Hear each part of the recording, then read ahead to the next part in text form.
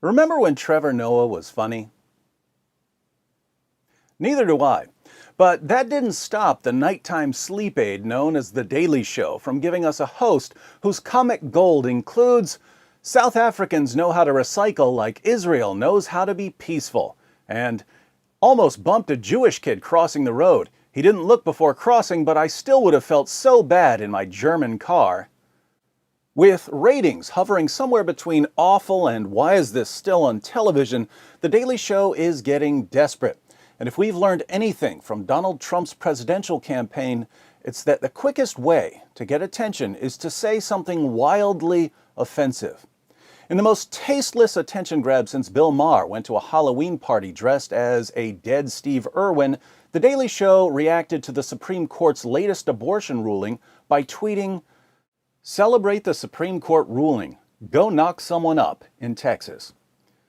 Apparently, The Daily Show's Twitter page is being controlled from the cell of Dr. Kermit Gosnell, because nothing says Comedy Central like encouraging viewers to impregnate women and then pull out the babies limb by limb through the women's vaginas. An online backlash prompted the writers to claim that they weren't, in fact, promoting abortions. Friends, we're certainly not promoting abortions, just excited about the Supreme Court reaffirming right to choose. In these two tweets, I count no fewer than 3 indisputable proofs that we're dealing with some thoroughly despicable people. 1, they have utter contempt for human life. Death is amusing to them. 2, they're too cowardly to either stand by what they said or apologize. 3, they tried using a Jedi mind trick to escape criticism. We weren't promoting abortions when we said that men should celebrate the abortion ruling by impregnating women in Texas. We were only saying that after impregnating women, whether they like it or not, you should raise the children. And what would that have to do with abortion? These aren't the tweets you're looking for.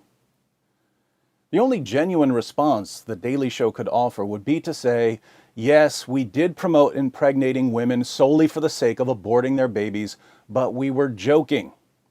If this is their new approach to comedy, we should all brace ourselves for tomorrow's tweet. Celebrate zoo safety, shoot a gorilla. Even many of The Daily Show's pro-abortion viewers were disturbed by the call to celebrate by having abortions. Some of these outraged viewers insist that women who don't want a child should try to avoid getting pregnant, and that abortion should only be a last resort, very different from The Daily Show's push to get pregnant just to chop up babies. It seems that many defenders of abortion aren't quite ready for jokes about dismembering unborn children. But why is that? Well, most Westerners still have some underlying belief in the inherent dignity of human life. They just can't rid themselves of some degree of respect for unborn children. You can kill human beings, but it's not something to joke about. Killing isn't entertainment. It wasn't always this way. When Christianity began spreading in the Roman Empire, the favorite form of entertainment among the Romans was the gladiatorial games. The crowd would cheer with glee as slaves and prisoners were forced to hack each other to pieces.